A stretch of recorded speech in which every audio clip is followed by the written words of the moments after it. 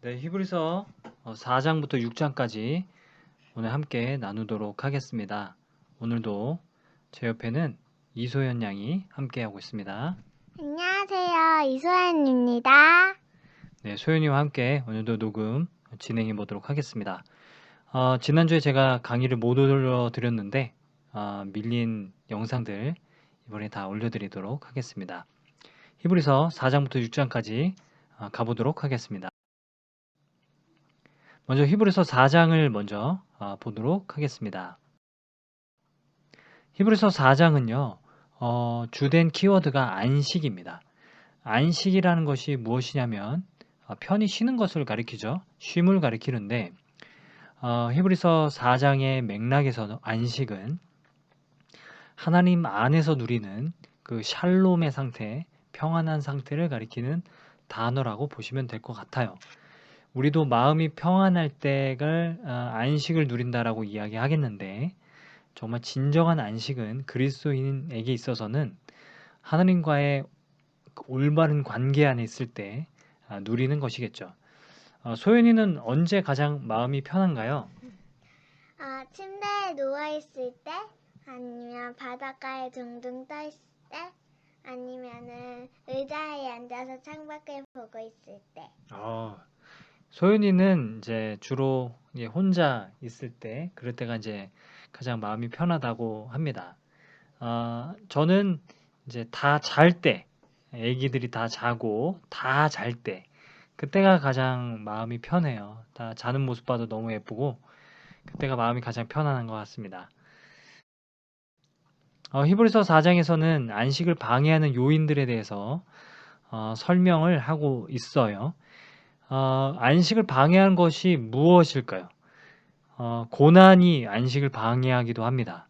고난이 있으면 우리의 마음이 매우 어려워져서 안식을 얻기 힘들어질 때가 있습니다. 두 번째는 세상의 유혹들이겠죠. TV나 스마트폰, 넷플릭스나 유튜브, 이러한 SNS를 통해서 우리의 안식이 방해가 될 때가 많다라는 것입니다. 안식이 하나님과의 평안한 관계라면 세상의 많은 유혹들은 우리의 안식을 지속적으로 방해하는 요인들이라고 볼 수가 있겠죠. 하지만 가장 강력한 적은요, 마음의 완악함입니다. 우리의 마음이 완악해질 때 우리는 하나님과의 올바른 관계를 누리지 못하게 된다고 말씀하고 있다라는 것이죠. 그래서 히브리서 4장 7절 말씀, 오늘 너희가 그의 음성을 듣거든 마음을 완고하게 하지 말라 라는 말씀이 나오고 있는 것을 볼 수가 있습니다. 그런데 왜 갑자기 안식이 나오는가에 대해서 궁금하신 분들이 있을 것 같아요. 제가 좀 설명을 좀 드리면요. 히브리서 1장에서는 선지자를 통하여 하나님께서 말씀하시고 또 메신저로서 천사들을 통하여 말씀하시고 그 천사가 전해준 말씀이 율법이고 또 율법하면 생각나는 사람이 또 모세이고 모세는 또 출애굽을 시킨 또 지도자였고 또 출애굽의 목적은 이스라엘 백성들에게 안식을 주기 위함이었다라는 논리로 이야기가 전개되어져 가고 있는데요. 여기서의 안식은 그저 가나안 땅에 이르는 것을 가리키는 것이 아니라 더 궁극적으로는 하나님과의 평안한 관계, 그 관계를 누리고 그 관계 안으로 지속적으로 들어가는 것, 그것이 안식이라고 이야기하고 있으면서 지속적으로 너희가 날마다 하나님과의 안식을 누리도록 해라 라고 말씀하고 있는 맥락이라고 보시면 될 것 같습니다. 그래서 히브리서 4장은 마음이 완악해지도록 내버려 두지 말라라는 권면이 나오고 있는데요.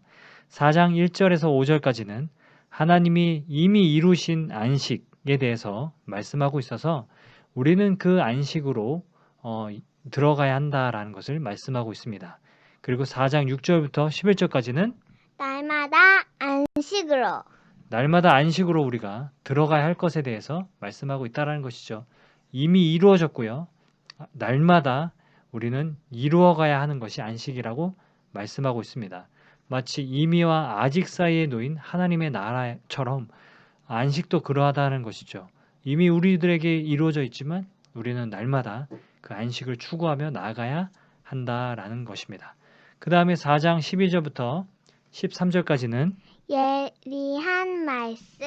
하나님의 예리한 말씀, 검과 같이 예리한 말씀, 좌우의 날선 어떤 검보다도 예리한 하나님의 말씀이 우리의 혼과 영을 찔러 쪼갠다. 이 말씀이 나오는 이유는 우리의 완악한 마음을 깨뜨리는 것이 하나님의 말씀이다라고 이야기하는 것이죠. 마지막으로 4장 14절에서 16절까지는 은혜의 보좌로. 예리한 말씀으로 우리의 완악한 마음을 깨뜨리고 날마다 은혜의 보좌 앞으로 담대히 나아가라. 구약 성경을 보게 되면 하나님의 지성소 안에 언약궤 위에 시은 좌라는 것이 있었습니다. 하나님의 은혜의 보좌라는 의미로 시은 좌라는 것이 있었는데 이 시은 좌 위에는 하나님의 말씀인 율법을 올려놓기도 했다라고 합니다.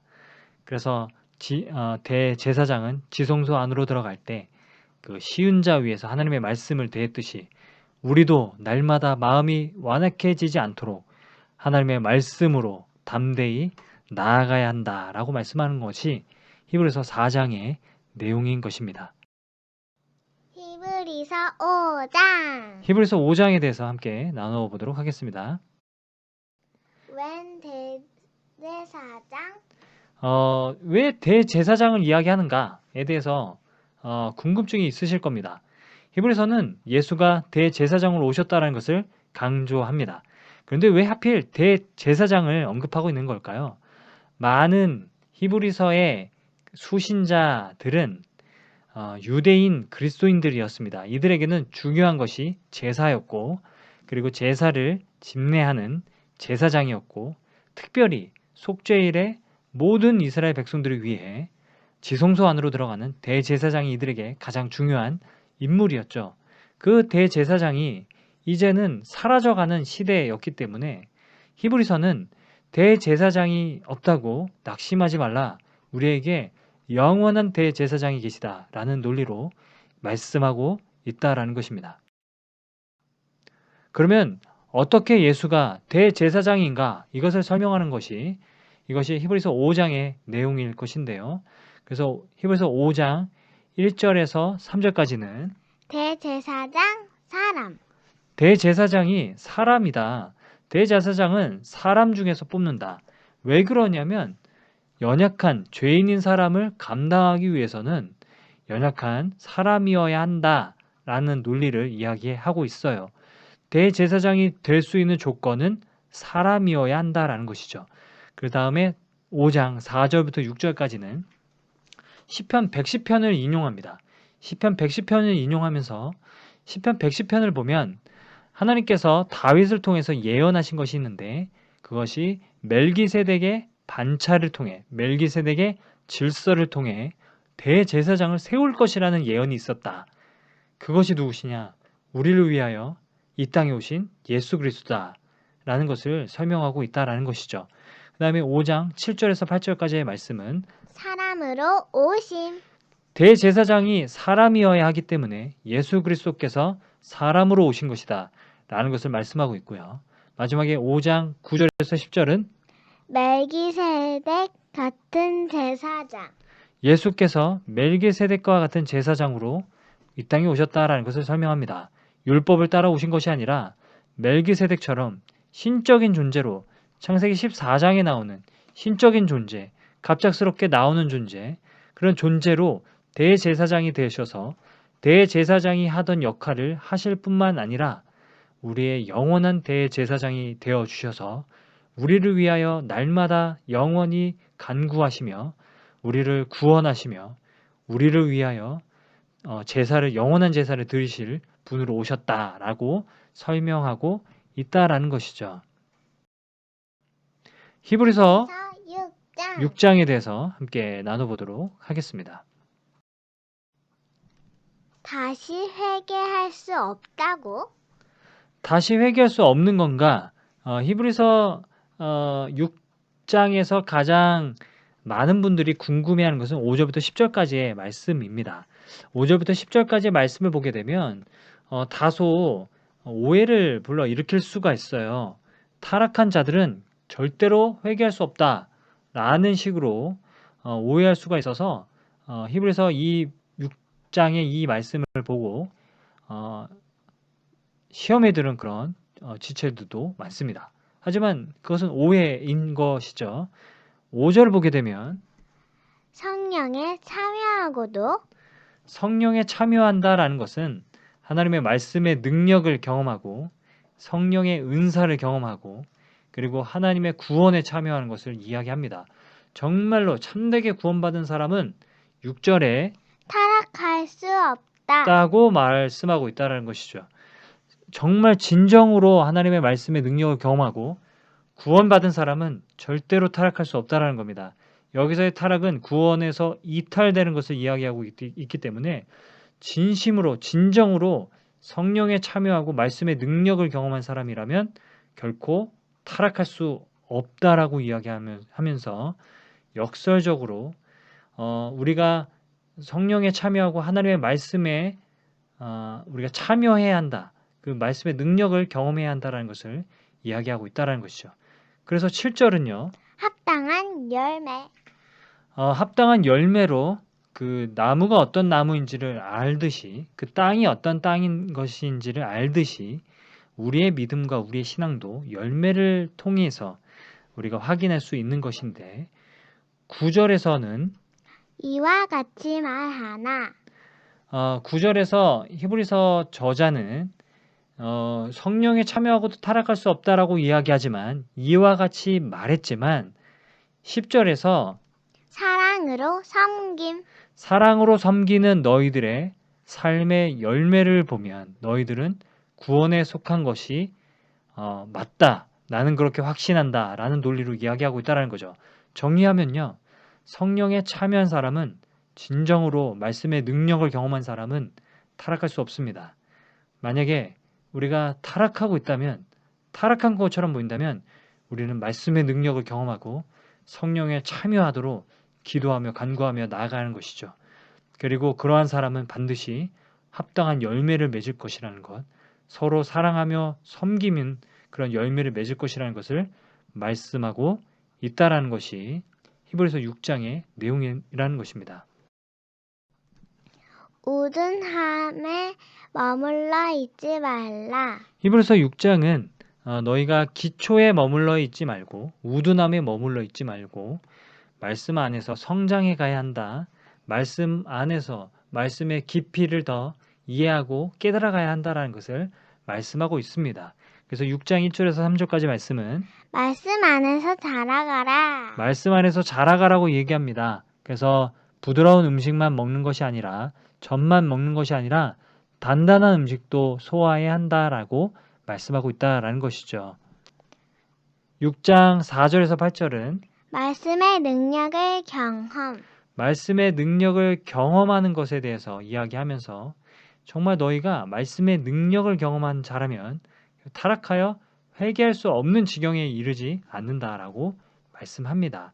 또한 말씀 안에서 자라가는 것은 두 번째로 6장 9절에서 12절까지 말씀처럼 믿음으로 인내. 인내하는 것을 이야기하죠. 믿음으로 인내하는 것이 말씀 안에서 자라가는 것이라고 설명하고 있다라는 것입니다. 그러면서 6장 13절에서 18절까지 아브라함의 인내. 아브라함의 인내를 본보기로 예시로 들면서 아브라함도 믿음으로 인내했듯이 너희도 믿음으로 인내하는 것 이것이 말씀 안에서 말씀의 초보에서 벗어나 자라가는 것이다 라고 이야기하고 있다라는 것이죠. 아브라함이 갖고 있었던 소망이 무엇입니까? 하나님은 반드시 그 약속을 이루시는 분이시다라는 소망이 그에게 있었죠. 마찬가지로 이 소망이 우리에게 필요하다고 결론을 짓습니다. 그래서 6장 19절에서 20절 말씀은 소망이 영혼의 닷. 소망이 영혼의 닻이라고 설명하고 있죠. 여러분 우리가 흘러 떠내려가지 않기 위해서 무엇이 필요합니까? 소망이 필요합니다. 어떤 소망입니까? 하나님은 반드시 우리의 약속을 이루신다라는 그 소망이 우리의 영혼의 닷처럼 필요하다라는 것입니다. 여러분 자꾸 흘러 떠내려가는 것 같은 마음이 드십니까? 그때마다 우리는 여러분 영혼의 닻을 내려야 합니다. 말씀의 영혼의 닻을 내리고 소망 가운데 영혼의 닻을 내리고 믿음에 영혼의 닻을 내리며 살아가는 저와 여러분이 되기를 간절히 소망합니다. 히브리서 3장 11절에서 12절 말씀으로 오늘 강의를 마치도록 하겠습니다. 그러므로 우리가 저 안식에 들어가기를 힘쓰지니 이는 누구든지 저 순종하지 아니하는 본에 빠지지 않게 하려 함이라. 하나님의 말씀은 살아있고 활력이 있어 좌우에 날선 어떤 검보다도 예리하여 혼과 영과 및 관절과 골수를 찔러 쪼개기까지 하며 또 마음의 생각과 뜻을 판단하나니. 아멘. 그래서 히브리서 3장 11절 12절 말씀을 보게 되면 안식에 들어가기 위해서 우리가 필요한 것이 무엇이냐? 하나님의 말씀이라는 거예요. 여러분 안식하고 계십니까? 정말 날마다 안식을 누리고 계십니까? 하나님과의 평안한 관계를 누리고 계십니까? 여러분 마음이 쉼을 얻고 계세요? 힘을 얻고 계십니까? 여러분 삶의 원동력을 찾고 계십니까? 여러분 그렇지 못하다면 여러분 안식에 들어가기 위해서 하나님의 말씀을 붙드십시오. 하나님의 말씀은 살아있고 운동력이 있어서 지금도 역사하는 힘이 있어서 좌우의 날선 어떤 검보다도 예리하여서 우리의 마음과 생각을 찔러 쪼개어 판단하시며 우리의 마음과 생각을 완악한 마음, 완고한 마음을 깨뜨리고 우리가 안식을 누릴 수 있도록 도와주실 것입니다. 이 말씀을 붙드시고 여러분 오늘 하루도 믿음 안에서 안식 가운데 하나님과의 평안한 관계를 누리는 저와 여러분이 되기를 간절히 소망합니다. 오늘 강의는 여기까지 하도록 하겠습니다. 저는 이순행 저는 이소연입니다. 네, 감사합니다, 여러분.